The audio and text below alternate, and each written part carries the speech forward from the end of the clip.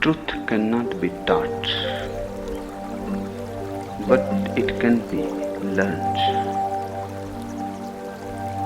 And between these two sentences is the key of all understanding. So let me repeat.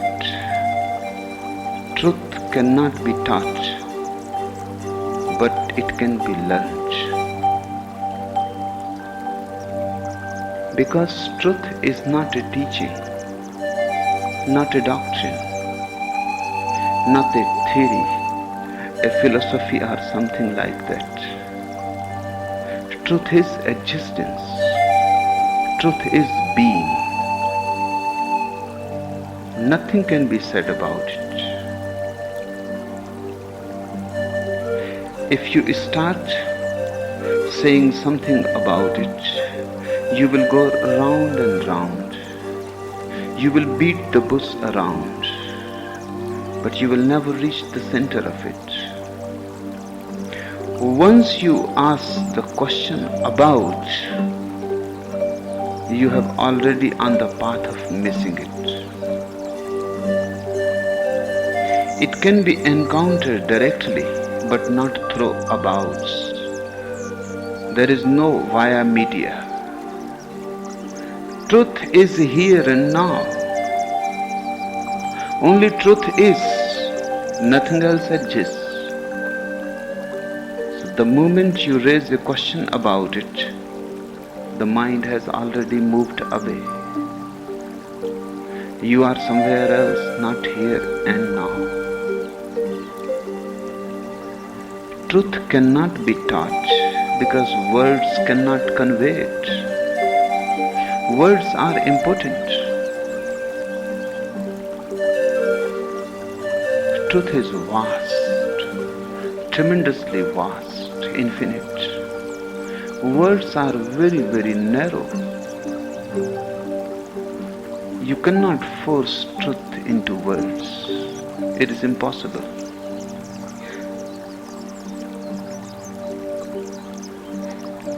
And how one is going to teach without words?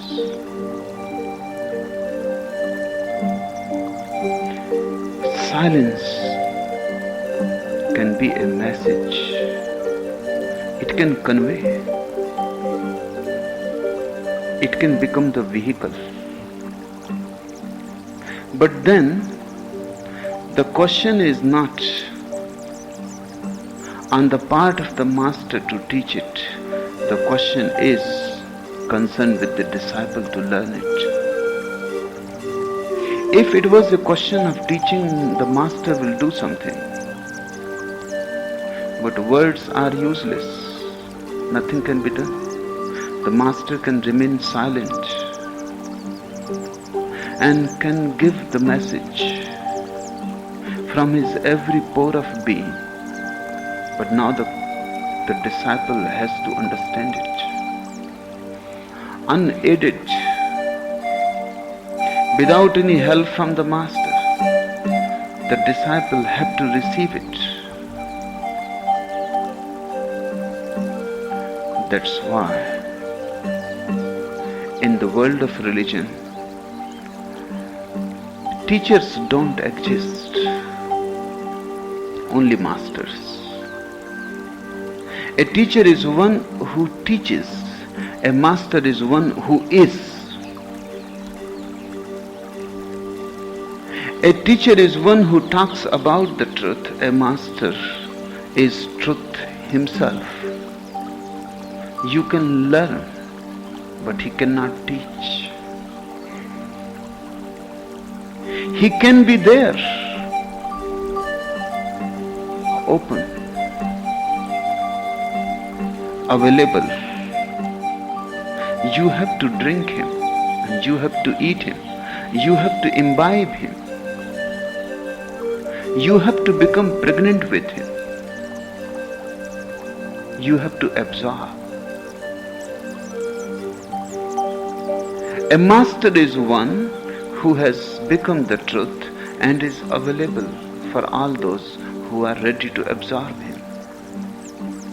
Hence, Jesus saying to his disciples, "Eat me." Truth can be eaten, it cannot be taught. You can allow it to reach to you, but it cannot be forced on you. Truth is absolutely non-violent. It will not even knock at your door. Even that much will be too much aggression. If you allow, if you are receptive, it is all there. If you are closed, if you are not receptive, millions of lives you may search for it, and you will go on missing it. And it has been always there, it has been always the case. Not even a single step was needed. Not even the opening of the eyes was needed. Not even a single movement towards it was needed. It was already there. You had to be receptive.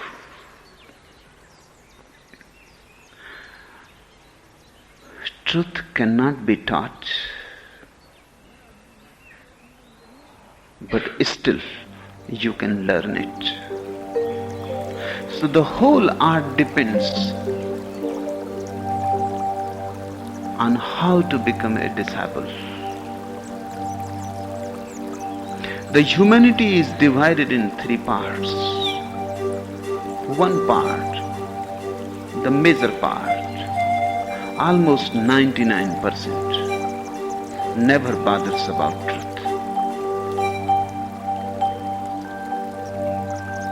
It remains oblivious. It is completely asleep. It has no inquiry. It lives a somnambulistic life. The question never arises, what is truth? This is the greater part of humanity. They live in ignorance, completely unaware that they are ignorant. Not only unaware that they are ignorant, they may be thinking and dreaming that they know. In fact, this is part of their sleep, that they think they know. Then what is the need to learn? To destroy the need to learn, this is the best thing to do. To go on feeling that you already know. Then there is no question of learning. No need to become a disciple. You are satisfied into your grave. You are dead. This is the greater part of humanity. Even if you approach people of this fragment and tell them about truth, they will laugh. They will say you are talking nonsense. Not only that, they will deny that there is anything like truth or God or Nirvana. If you give them the message of an enlightened being, they will say there never existed such a being and there cannot exist. We are the whole humanity. Somebody asked Voltaire,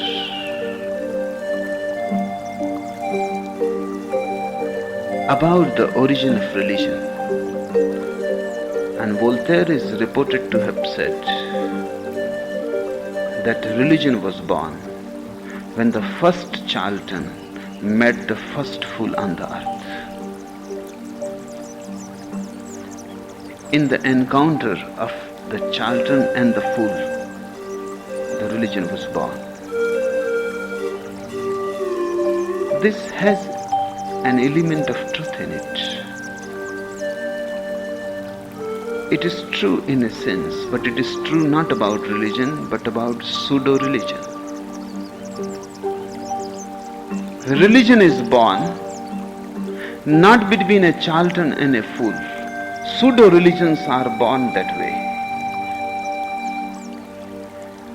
Religion is born between a master and a disciple.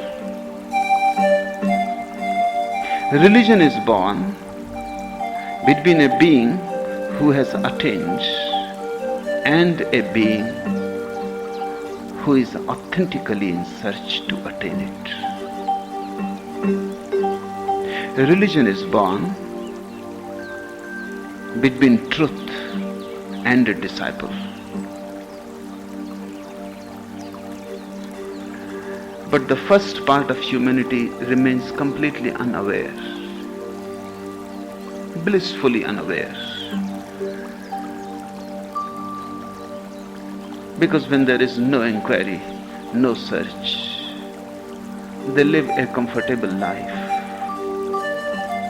of no inquiry, of no search, of no effort. They go on falling down. They never rise high. They never reach the peaks. And they don't know. They not only not know, they never dream about that there are peaks of experience, heights of ecstasies. They remain almost like animals, eating, sleeping, and confined to such things. A life of routine, moving like a wheel. They are born, they live, they give birth to others, and they die. And the wheel goes on moving. They are born again. The same thing is repeated again and again, ad nauseam. Then there is the second part of humanity. Few who inquire, but they don't know how to learn. They search,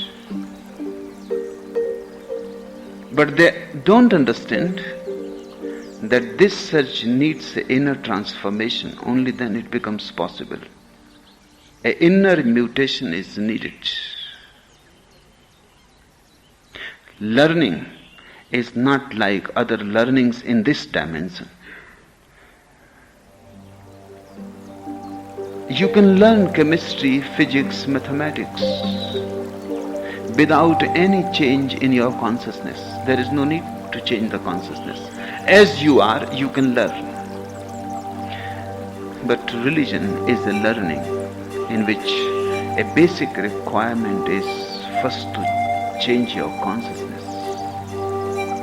Even before the learning starts, you have to be prepared for it. A long preparation is needed.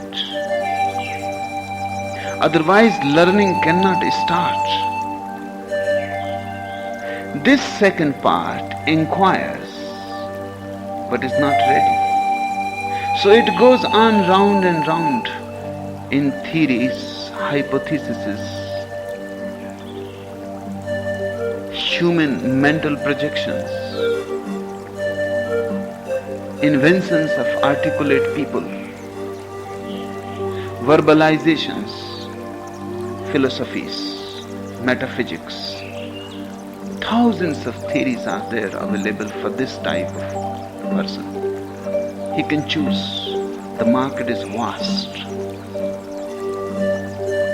And he can go on changing from one theory to another, because no theory can give you the right thing. Theories can't give. So you get fed up with one theory, then you choose another. You fed up with one teacher, then you move to another teacher. And people go on, they become wanderers. I come across the second type of people every day. They have been to this ashram, they have been to that, they have been to this teacher and to that, and they have been moving from one to another. Nothing satisfies, but they are not aware that it is not a question of the teacher. It is the basic preparation that they are lacking. They are not yet ready to be disciples. And if you are not ready to be a disciple, how can you find the master? Tradition has it that when the disciple is ready, the master appears on his own account. You need not even search for him. He will come. Wherever a disciple is ready, the master will appear immediately. And you go on searching for it and he never appears. Something is wrong within you. Something within you frustrates the whole effort. You are not ready. You cannot meet a master on your conditions. You have to fulfill his conditions, and they are eternal. They have never changed. They remain the same. One has to learn how to be a disciple. This second part of humanity becomes a wandering mass of inquirers. They never gain much. They become a rolling stone which never gathers any mass. They move on rolling. Then there is the third part. Very rare human beings, exceptions. The cream of humanity. That third part is they seek, they inquire. But the inquiry is not intellectual. The inquiry is total. The inquiry is not like learning any other subject. The inquiry is so total that they are ready to die for it. They are ready to change their whole being for it. They are ready to fulfill all conditions. Even if death is a condition, they are ready to die. But they want to learn what truth is. They want to be in the world of truth. They don't want to live in the world of lies and illusions and dreams and projections. This third type can become a disciple. And only this third type, when attained, can become a master. That's why I say truth cannot be taught, but it can be learned. But then the whole thing depends on you. A master exists. You have to be in the presence of the master, completely empty of yourself. That is the meaning of death. A disciple comes and dies before the master. That's what surrender means. He comes and leaves himself outside the door. Where he leaves the shoes, he leaves himself also there. He comes to the master completely empty. In that very emptiness, truth is possible. In that very emptiness, the master starts flowing. The master becomes like a tremendous waterfall, falling into the valley of the disciple. From his peaks of being, he reaches to the bottommost depth of the being of the disciple. And remember, he is not doing anything. It simply happens. When the valley is ready, the waterfall happens on its own account. The being of the master starts flowing towards the disciple. It is not something that the master is doing. It is not something that the disciple is doing. Nobody is doing anything. The master is present to the disciple and the disciple is present to the master. And the phenomena happens on its own account. It is a jump of the flame of the master into the heart of the disciple. But doors need to remain open, and the disciple needs to remain empty, just the receiving end.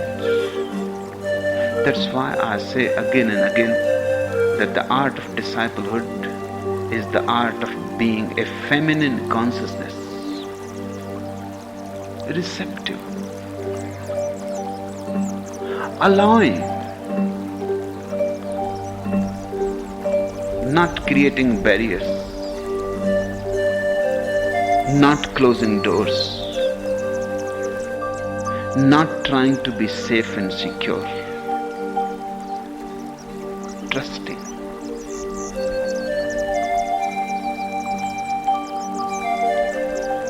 Trust is the word.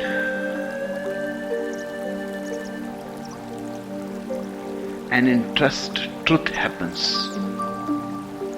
To trust is to be ready to learn. Yes, trust is the word. To trust is to be a disciple. If you are still thinking, then you are still in control. You have not surrendered. If you are still saying this is right and that is not right, then your mind is there. Then you belong to the second part of humanity, not to the third. Now, let me divide these three parts again from a different direction. The first part of humanity has doubt as its soul. And the doubt is so strong that it is almost like a trust in doubt. Believing in disbelief. It is so strong because the third part of humanity, the greater part, the major part, never doubts its own doubt. It trusts doubt. If you are so much in doubt, so certain in doubt, you will be completely closed. Not even a single window is open. To be a disciple is very, very far away. Even to become a student is difficult then. Even the idea that somebody knows more than you is impossible for you to entertain. This part remains foolish, stupid.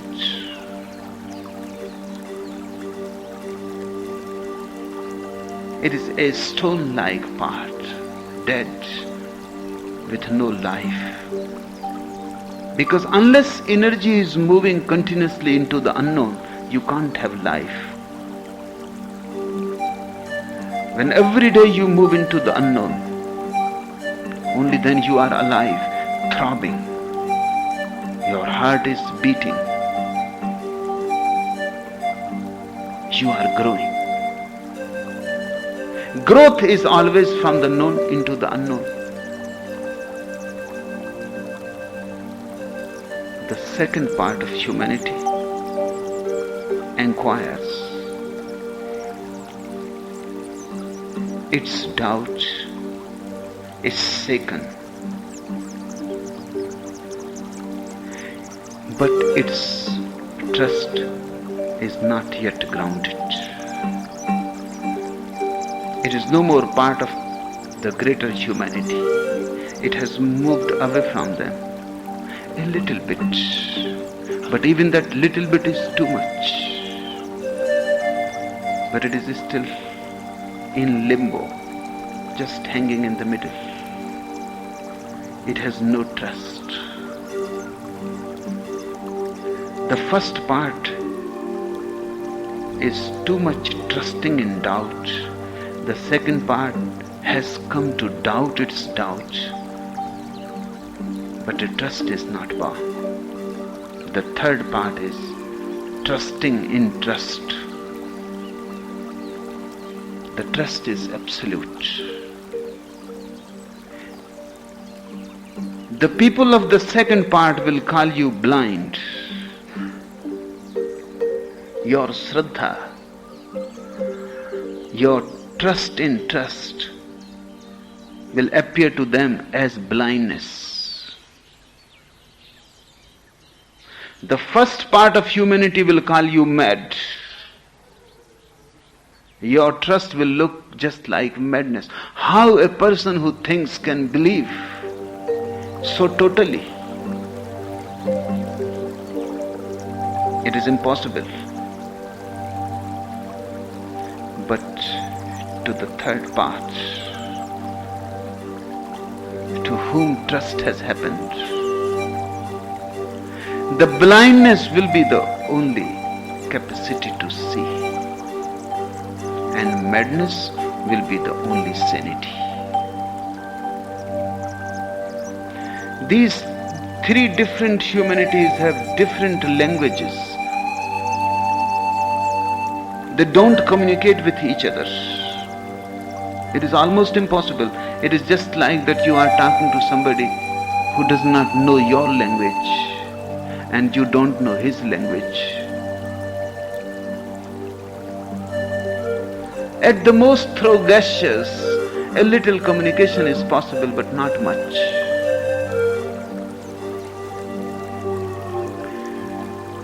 Sufis say that only the third part of humanity can learn. Sufi masters are very choosy. It is very difficult to be accepted by a Sufi master. Very, very difficult. They create all sorts of obstacles around them. First, they live in such an ordinary way that you cannot suspect that here is a master. They live absolutely ordinary ways. For example, the master may be a blacksmith or a shoemaker or a carpet maker or a butcher or a carpenter. Just the very ordinary world. You cannot suspect that the man who makes your shoes and repairs your shoes is a master. He won't allow any suspicion. That is the way how he protects himself from those who are not ready but think themselves ready. From intruders, he protects himself this way. You will never see a Sufi master going to the mosque or the temple, to any public places to pray. No, he prays when everybody is fast asleep in the midnight. Even his wife may not suspect that this man has attained.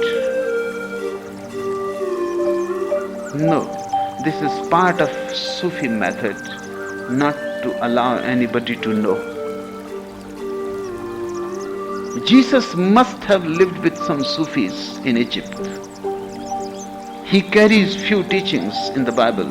One of them is that whatsoever you do with your right hand, don't allow your left hand to know about it.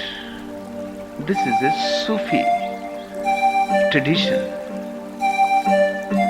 Live completely in dark, so nobody knows, and intruders don't come, and pseudo-seekers don't knock,